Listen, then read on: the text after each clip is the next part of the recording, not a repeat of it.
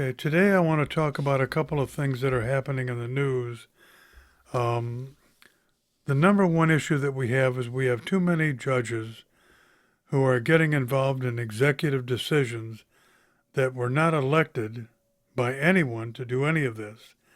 And they're doing their best to block President Trump's efforts to absolutely get the waste and fraud out of government.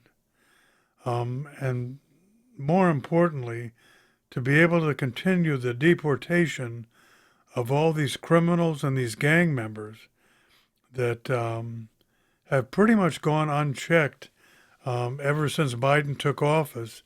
And not one of these judges ever got involved in any of that. And we've had so many Americans who have been injured or murdered um, that it's just beyond ridiculous now at this point. So Jim Jordan in Congress is going to start having hearings against these judges, and there's already being brought by other members of Congress articles of impeachment for all of these rogue judges who have decided that they have the ability to take over executive privileges. They're going to find out quickly that that's not going to happen. The second issue has been this fear-mongering about the dismantling of the Department of Education and how detrimental it's going to be for the states, and that's absolutely not the case.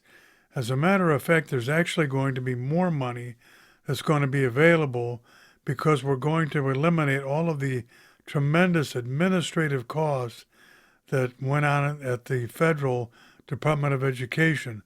So many of those jobs that are there, thousands of them, paid over $100,000 a year, providing duplicate services that the states can take on themselves.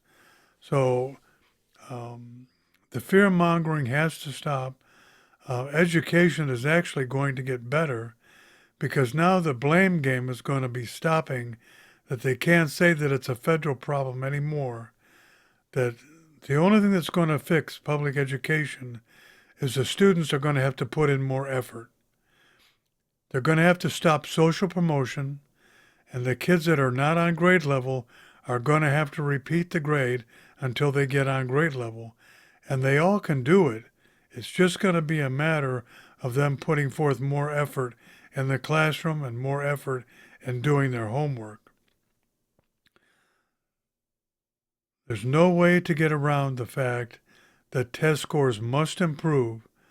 And it's not about money. I can tell you that the bottom 50% of students in New York City are just as deficient as the bottom 50% of students here are in Georgia. And teachers in New York City make twice what teachers make here in Georgia because of the unions. The same thing in Chicago, LA, San Francisco. All of these blue cities that have unions are going to find out that all this money they've been wasting is not helping student performance in the classroom. So the final thing I want to talk about is members of Congress are going to have to be very careful calling on this vandalism at Tesla dealerships. They've already arrested 3 people, and they're going to be facing up to 20 years in prison. And this continued call for vandalism by certain members of Congress, they're going to find out that they're going to find themselves censured in the halls of Congress for doing all of this. This is not going to bode well for them to call for this violence to continue at Tesla dealerships.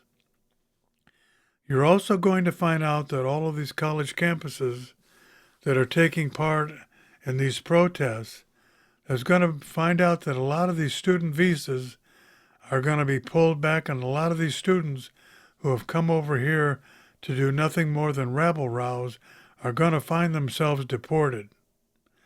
And the student in Columbia is going to be one of the very first ones. That if you want to come here and get an education, that's one thing. But if you want to come here and protest, you're going to find out quickly that that's not going to work out for you.